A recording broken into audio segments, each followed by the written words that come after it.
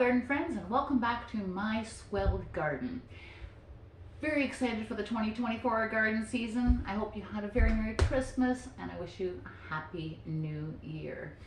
So I just wanted to kind of touch base on a Christmas gift that I got this year. So for those of you that follow my channel, you know that I kind of fell in love with my soil blocker last year. It made seed starting very simple, not a whole lot of plastic to deal with. It was absolutely great. My results were great. It was fun to use. I really enjoy it. So I got the mini soil blocker for Christmas. So this I'm very excited about.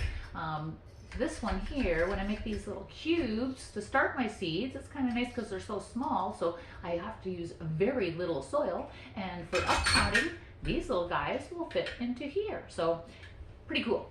I can make a lot of seedlings in a very small space. So kind of where I'm at, we're, beginning of January. I'm still 20 some odd weeks from my last frost date. It is way too early to start seeds, but I'm gonna, because that's what I do. So I'm gonna do, first and foremost, a test with this in my sunroom. I'm gonna put some, some basil and that sort of thing, just to kind of get a feel for using the soil blocker, see if I run into any issues with moisture, that sort of thing, so that before my real seed starting begins, I've got a good handle on my likes and dislikes on this little item right here. So very excited about that. I'm gonna take it a step further with winter sowing. So last year I did quite a bit of winter sowing in the jugs, and it's a great method. Like, I'm not saying there's anything wrong with winter sowing in jugs. Let me be really clear on that. It's proven, it's tested, it works, and I had great results with it. However, I have a thing about plastic. So I didn't like looking at them in the yard.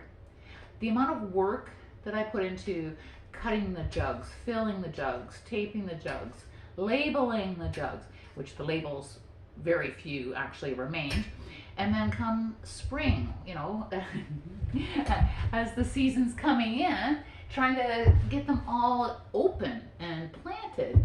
It was a bit of a pain trying to open them up without doing damage, and then trying to separate them without doing damage, and the amount of time that it took to finally be free of the plastic in my yard. Yeah, so it's a great method. Highly recommend it. I need to do some adaptations to fill my heart with joy on winter sowing. So my idea being that I'm going to use my soil blocker to start some cold hardy vegetables and perennials coming soon. But today it's all about vegetables.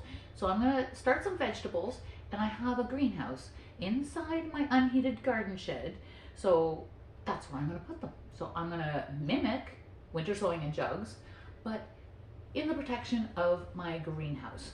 So total test, could work, might not work, I don't know. And I'm opening myself up to a whole lot of possible ridicule in the process, because I couldn't find anybody else doing this. But you know what?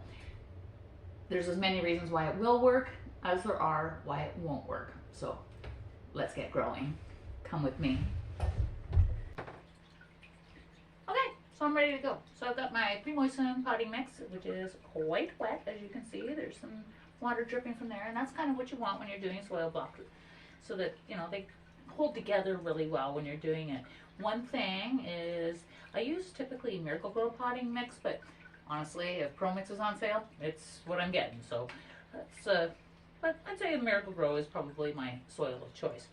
So any little sticks that I found as I was moistening the soil, I was sure to pull those out and just toss them aside, because these little cells are pretty small. So that's gonna clog it all up and give my plants a little less room to grow. So first off, I can notice, like normally with my other soil blocker, I could just go in and do my little shimmy, shimmy, shimmy, shimmy, hit it again, shimmy, shimmy, and it's good to go. This is a little bit more fendangling. So I'm kind of pressing the soil in, and then I've got this little scraper just to make sure I've got a good flat bottom on it. So I'd say that's pretty good to go. Let's see if it works. Well, spring load. Not bad, looking good. So I'm gonna go ahead and make some of these soil blocks and get prepared to sow some seeds.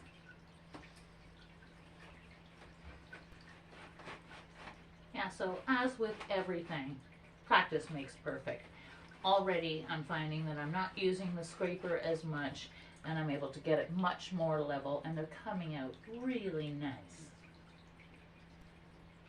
Coming into my third garden season here, I remember my first spring here, looking at the Farmer's Almanac.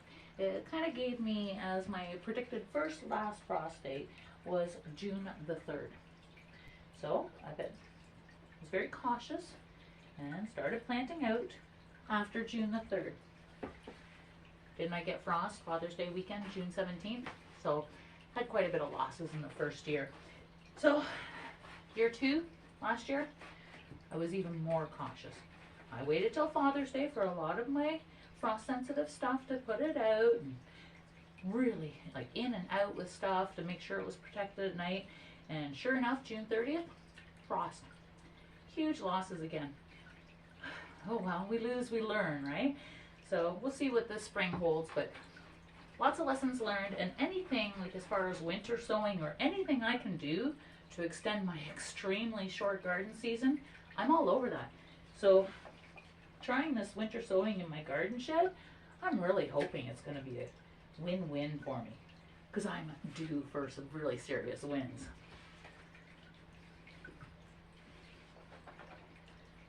That looks really great. One more tray.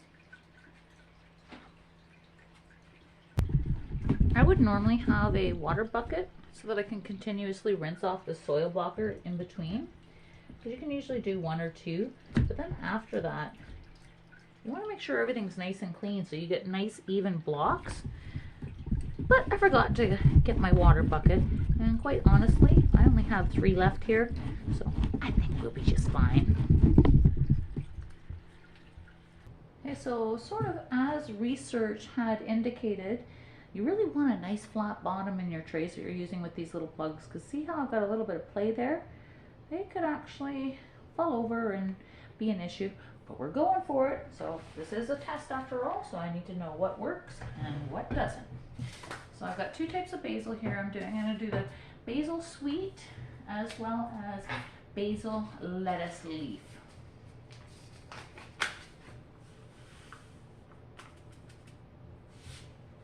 Basil lettuce leaf is done. These are really cool labels.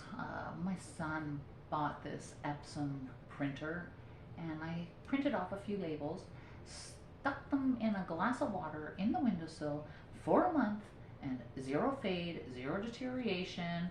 I'm thinking these might work. So here we go, yet another trial.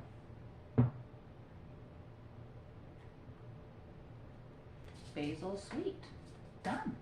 That's awesome. So I always kind of just habitually use a little bit of vermiculite top on all of my seedlings that I start. So that will not change. I actually have a little bit of cinnamon in here just as a antifungal. Does it work? I don't know. It's conflicted on the information on that, but it makes me feel better knowing that I've done what I can to prevent that algae growth. Not a good sprinkle. Then I'm going to mist it in. That's a mist, not a spray. Let's get that a little bit more control.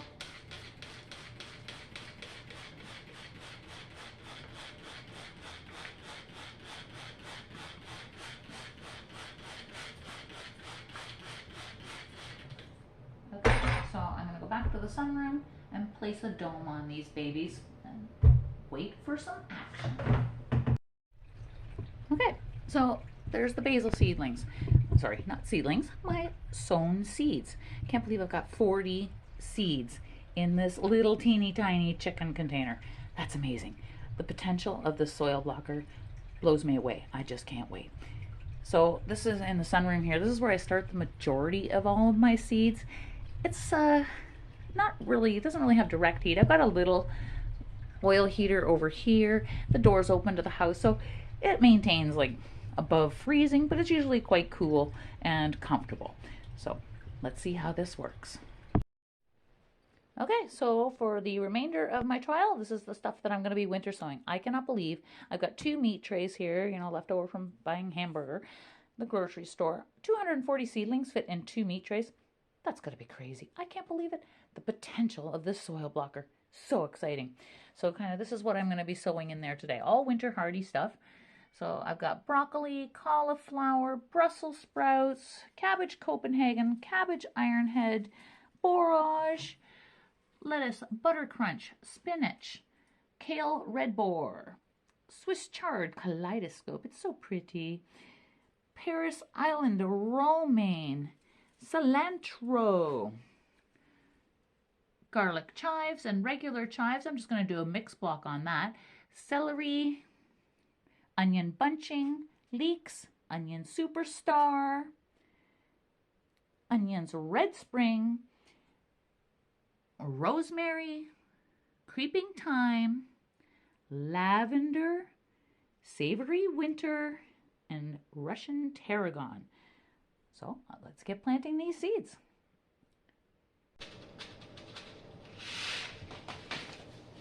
These borage seeds are pretty big for such a little cell.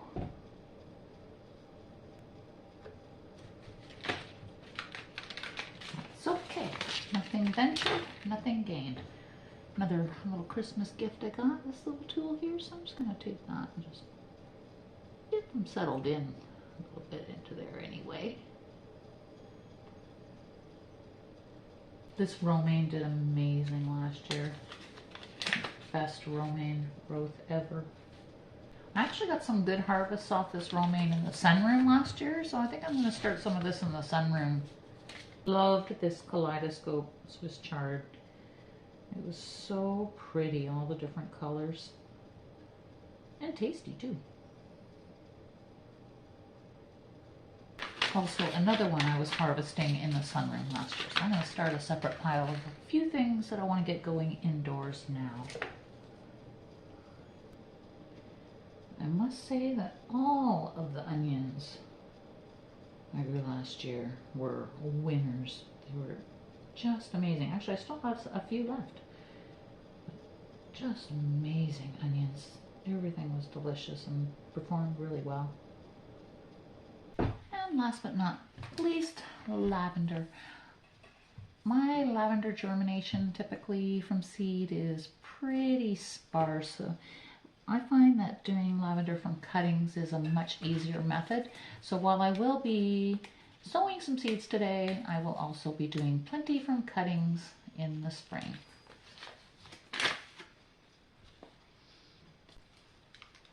Okay, so that's the final tray. So I'm going to take these out to the greenhouse in the garden shed, and I'll take you along with me.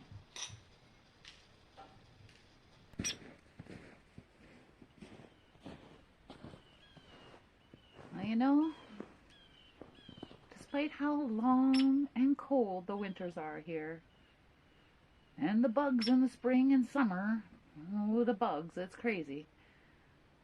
It sure is beautiful. The transformations already on this property in the last couple of years is just incredible, and I can't wait to share more of that with you. I'm really looking forward to, over the next couple of months, prior to getting so busy in the garden, practicing with my camera and getting used to carrying it around with me so I can really keep a journal of what I'm doing here. Hope you come along for the ride. Let's go back.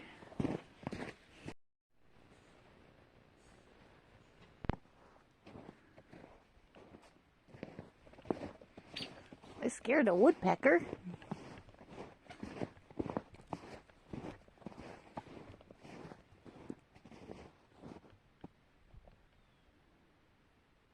So beautiful.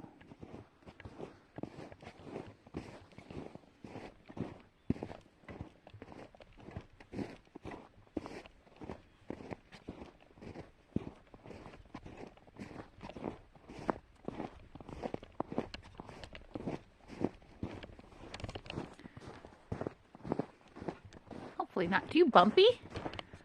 Oh, that's bumpy. It's going to take practice. What can I say? Welcome to my garden shed.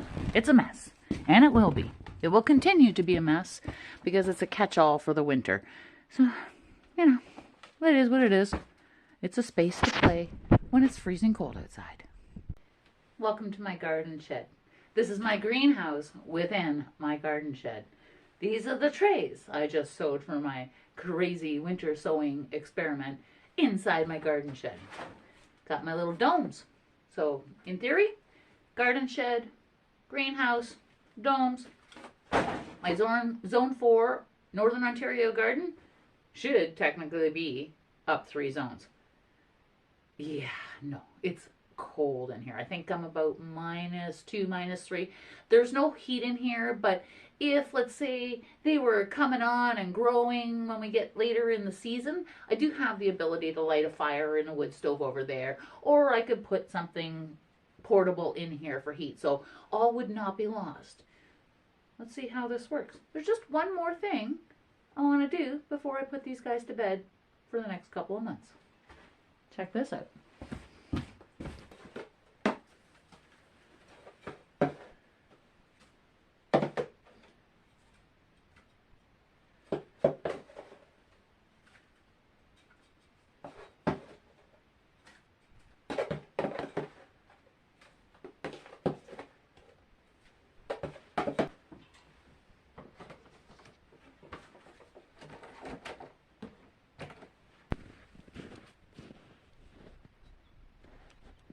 Why the snow, you ask? Well, sure, snow's an insulator. We'll keep them kind of nestled in, and they're just going to sit there for literally months. I mean, it's January. What can you do? Long winter ahead. My thought process being, I know I want to come out here and I want to check on those all the time. Nothing's going to be happening. But that snow is a reminder to me that they don't need anything from me. So I won't come out here and go, oh, they look dry, and give them water that they don't need. If that snow is on there and it's not thawing, they need nothing. Nothing. Absolutely nothing. So, thanks for coming along with my little winter sowing experiment. Really appreciate it. Please subscribe if you want to see the results coming not too far in the future. Thanks for watching.